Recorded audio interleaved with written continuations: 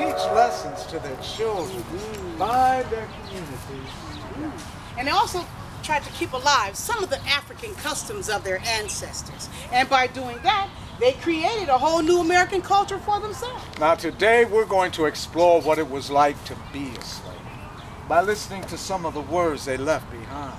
Now slaves didn't leave behind many records about their lives. Well, most couldn't read or write, so they passed down their memories by word of mouth. During the 1930s, the Federal Works Progress Administration, the WPA, sent scores of writers all across the country to interview some of the remaining people who lived through the experience of slavery. Now, these slave narratives provide for us today with just a glimpse into the lives of slaves. Now, when you hear these narratives, you'll notice that there was no one single experience of slavery. It was very different from one plantation to the next. But you'll also notice that no matter what, slaves always knew they were viewed as property, and they always hungered to be free. This first narrative comes from the memory of Georgia Baker. Now, Miss Baker was owned by Alexander Stevens. He was a planter and a lawyer who rose to become a U.S. congressman and then later vice president of the Confederate States of America.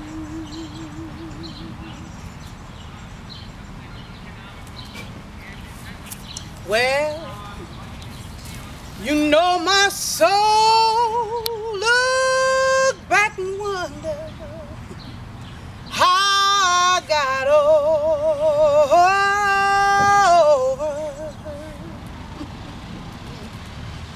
Well, let's see now. I want to tell y'all a story about my life. Y'all want to hear a story today? You're pretty quiet. Want to hear a story? Yeah. Yes.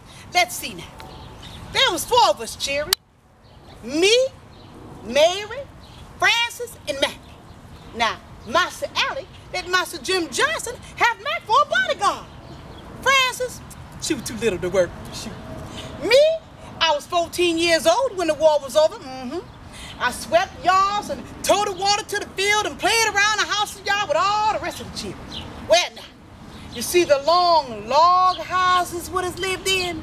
They was called shotgun houses because they had 3 rooms. One room right behind the other and a row like the barrel of a shotgun.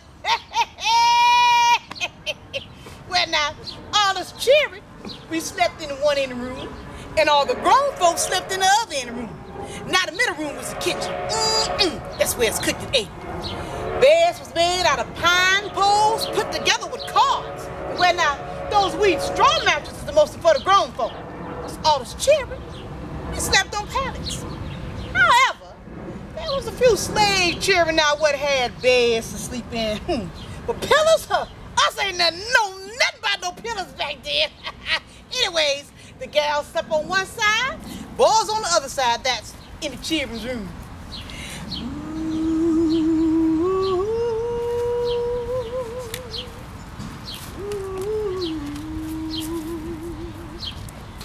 Many slave narratives recall the enormous mental and physical pain of slavery.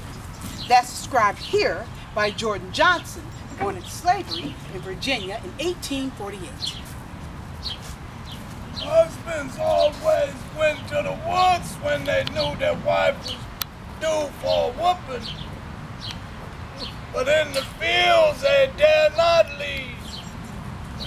They had to stay there, not daring to even look like they didn't like it.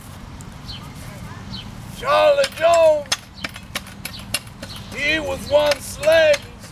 His wife worked out in the same field with him, was planting tobacco. Charlie was setting out. She was healing. Annie was big with child, getting there her time. One day she made a slip and chopped off a young shoot. Old man Diggs, who was the overseer, he come running up screaming at her. That just made her more nervous. She chopped off another one. An old overseer lifted up that rawhide and they bit at it across the back of the shoulder as he fell to the ground. Charlie, he just stood there and his wife screaming, listening to the sky,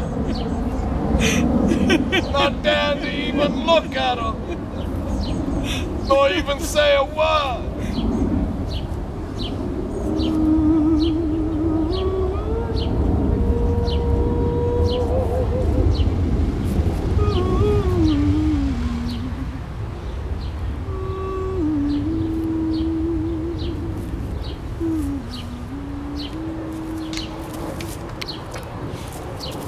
Now, in the shout song, all the best singers get together and they start the song.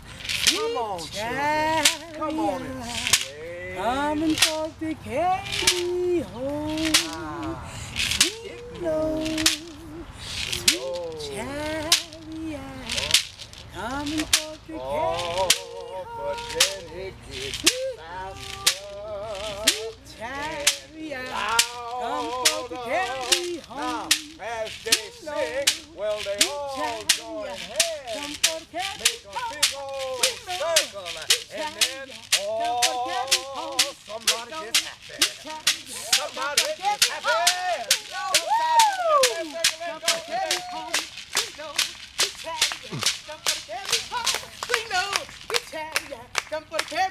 Now, other folks join in as the bed moves, and they they start clapping their hands on each other, now clap their hands. They start clapping their feet, come on, children, now clap your feet, clap your feet, clap your feet. Well, now, that makes a big old noise, and woo! Friends, just throw your hands up in the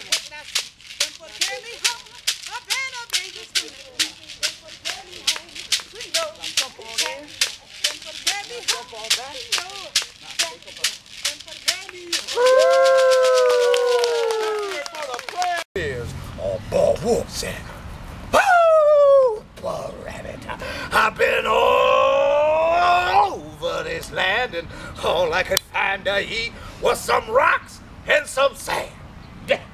Oh, but then I saw you hopping through the woods, and I said to myself, oh, man, sleeping on a log." He said,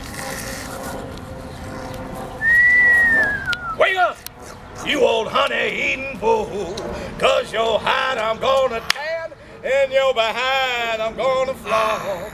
Now the bear woke up, and he stretched out his arms. To stretch out your arms, everybody.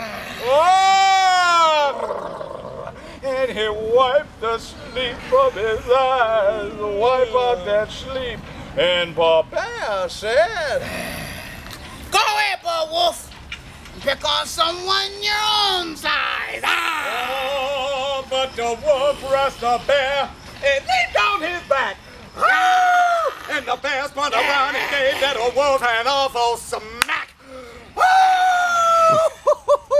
The wolf fell back, and like a streak of lightning and a ball of white heat, the bear jumped on that wolf with all 4 feet where they fought all night. And all the next day. Oh, but somehow that old wolf, he managed to.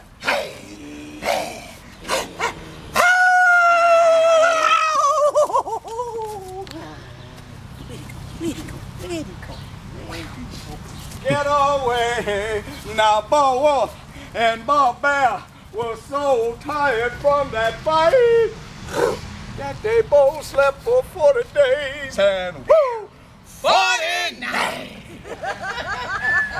All work together. Man. We got to be like one. Y'all hold hands. Take a hand.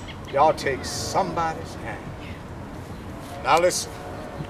we gonna count to 3. And then we're gonna jump over this stream. And then we're gonna stretch out our arms to the heavens and we'll all say freedom. Count it with us now. 1, 2, 3, jump! Freedom! Let's hear for all of those courageous souls